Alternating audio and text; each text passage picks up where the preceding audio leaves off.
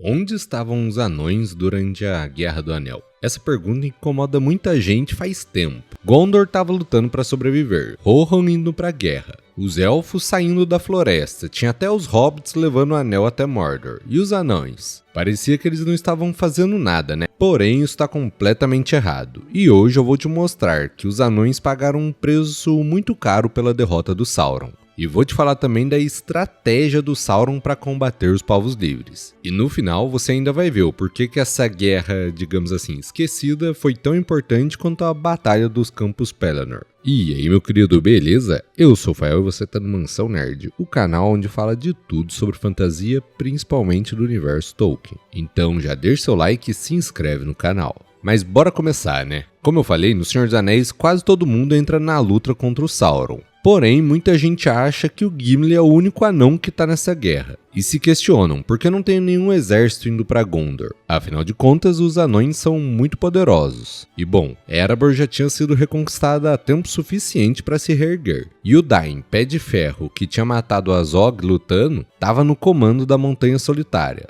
Por que esse guerreiro não chamou o povo dele pra guerra? E daí pode ter gente que fala, mas é porque é longe. Porém, o pessoal de Rohan andou quase a mesma distância, e a Galadriel mandou ajuda mesmo estando lá isolado em Lothlórien. Aí também tem gente que apela para a explicação mais fácil, que os anões eram egoístas, ficavam isolados, só queriam saber do ouro, e que fariam até acordo com Sauron para proteger as montanhas deles. Mas isso não tem muito sentido, pelo menos não com os anões de Durin. Não faz sentido com Gimli e não faz sentido com Glóin no Conselho do Elrond. E principalmente quando a gente vai olhar os apêndices, principalmente se eu não me engano o apêndice A da parte 3, você descobre uma coisa chocante. Os anões lutaram, sangraram e morreram aos milhares. A pergunta nunca foi o porquê os anões não ajudaram. A pergunta é mais o porquê o Tolkien contou a guerra deles de uma forma mais deixada de lado nos apêndices. E bom, lá na mesma época que Minas Tirith estava sendo atacada, os exércitos do Oriente foram atacar os anões. E assim, era um exército enorme. E o ataque não foi por acaso, foi planejado e organizado. Eles vieram em números gigantescos com uma missão clara: acabar com os anões do norte. Dain Pé de Ferro tinha, se eu não me engano, 252 anos. Para um anão isso já é velho, é como se fosse para um humano a casa dos 80 ali. E ele é esse mesmo guerreiro que matou o Azog aos 32 anos, quando era praticamente um adolescente para os anões. E do lado dele estava o Brand,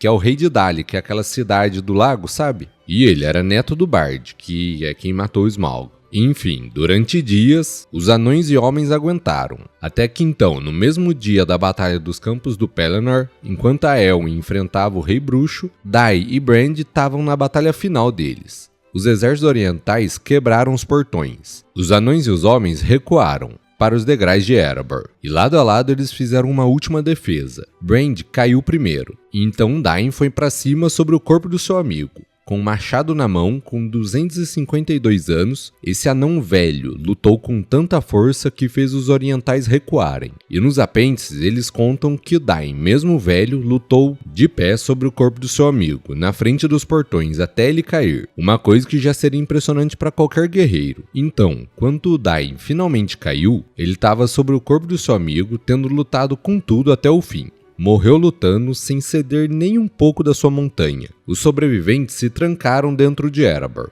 cercados por todos os lados, aguentaram por dias sem nenhuma chance de resgate. E então, quando Gollum caiu com o anel e o Sauron foi destruído, lá em Erebor eles estavam cercados e não sabiam do que estava acontecendo. Continuaram lutando no escuro. Só quando os mensageiros finalmente chegaram com a notícia da queda de Sauron que os defensores saem com tudo. E os orientais desanimados acabam desmoronando. Afinal de contas, o Sauron tinha perdido. A cidade do lago estava destruída, mas Erebor resistiu. Milhares morreram. E lá no sul, onde as músicas falam de Aragorn e do Frodo, ninguém sabe o que aconteceu no norte. E aqui que fica clara a inteligência cruel do Sauron. Ele entendia muito sobre guerra, isso era claro. Mas a gente consegue ver isso no padrão dele. O Sauron atacou em vários lugares ao mesmo tempo. Por quê? Isso porque os povos livres juntos eram perigosos, mas separados e isolados, tendo de lutar sozinhos, eles eram mais fracos. Se Sauron atacasse só Gondor, Rohan mandava todo mundo. Lothlórien podia ir para o sul, e os anões desciam pelo rio Anduin. Todo mundo junto seria forte demais até mesmo para ele. Mas atacando todos os lugares ao mesmo tempo, cada reino lutou sozinho. Gondor não podia contar com Erebor, porque Erebor estava sendo destruída. Lothlórien não podia mandar guerreiros, porque estava se defendendo de 3 ataques. Ah, e tem mais. Antes da guerra, o Sauron mandou um de seus servos lá para Erebor oferecendo 3 dos 7 anéis e a amizade em troca de informações sobre os hobbits. Ele não fez isso à toa, foi um teste. Sauron estava vendo se conseguiria comprar os anões. Se Dan tivesse aceitado, Erebor ficava de fora da guerra. Os orientais podiam ter ido para o sul e atacado Lothlórien por trás, enquanto Dom Guldur atacava pela frente. Porém, quando Dain disse não, Sauron viu que ia ter que acabar com Erebor na força. Então, cada dia que os orientais perderam cercando o povo de Dali, foi um dia em que eles não foram para o sul. Mas agora, o porquê que o Tolkien não colocou essa guerra no meio da história e deixou mais para os apêndices? A resposta mostra algo muito importante sobre como Tolkien escreveu a obra. Ele escrevia sobre o ponto de vista,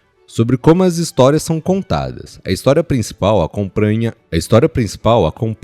Frodo, Aragorn e Gandalf, personagens do sul e oeste. Essas pessoas não sabiam o que estava acontecendo exatamente lá em Erebor. Uma mensagem levava semanas para atravessar centenas de quilômetros, e a guerra, se eu não me engano, durou coisa de um mês. Quando lá em Gondor eles estavam comemorando a vitória, ninguém sabia que o Dain tinha morrido. Quando Aragorn foi coroado, a notícia do cerco ainda estava viajando para o sul. A Guerra do Norte ficou quase invisível pela distância mesmo. E o Tolkien manteve essa estrutura na história dele. A gente, como leitor, vive a guerra como os personagens viveram, focado no nosso lado, sem saber das outras batalhas que estavam acontecendo pelo mundo. E isso mostra uma coisa forte. Uma vitória nunca depende só de um herói. Frodo destruiu o Anel, mas milhares morreram em batalhas que a gente nunca nem viu. Aragorn liderou exércitos, mas a vitória dele dependeu dos anões lutando muito longe dele.